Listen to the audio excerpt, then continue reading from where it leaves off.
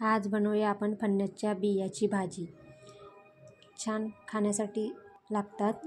त्याच्यासाठी एक पाव मी फणसाच्या बिया आणलेल्या आहेत। ते आता आपण कुकरमध्ये शिजवून घेऊया।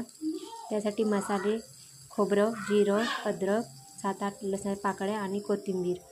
साधारण एक कांदा घेतला आहे, 2 टोमॅटो घेतले आहेत। आता कढईमध्ये तेल टाकूया, 2 डुबले। तेल गरम झाल्यानंतर थोडीशी मोहरी घेतली, अर्धा चमच। कांदा चिरलेला होता बारीक तो टाकलेला आहे। लालसर होईपर्यंत परतून घ्यायचं छान कांदा। आता कांदा झालेला आहे।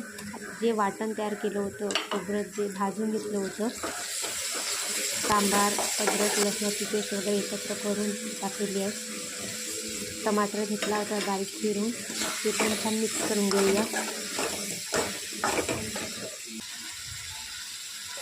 अर्धा चमच हळद टाकायची, 2 चमच तिखट, चवीनुसार मीठ टाकायचं। ते पण छान परतून घेऊया। व्यवस्थित मसाल्यामध्ये लागलं गेलं पाहिजे।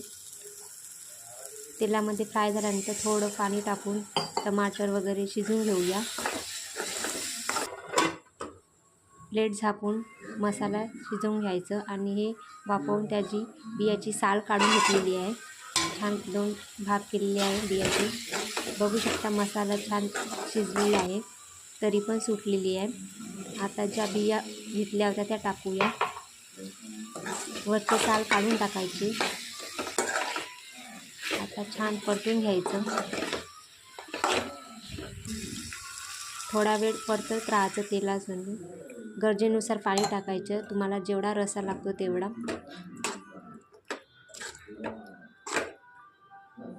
आता त्याला एक प्लेट झाकून कमी गॅसवर शिजवून घ्यायचं।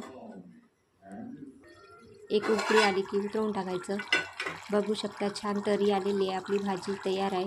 आता वरून सांबार टाकायचा। बघू शकता किती छान साध्या सोपी पद्धतीने भाजी तयार केलेली आहे। बाय।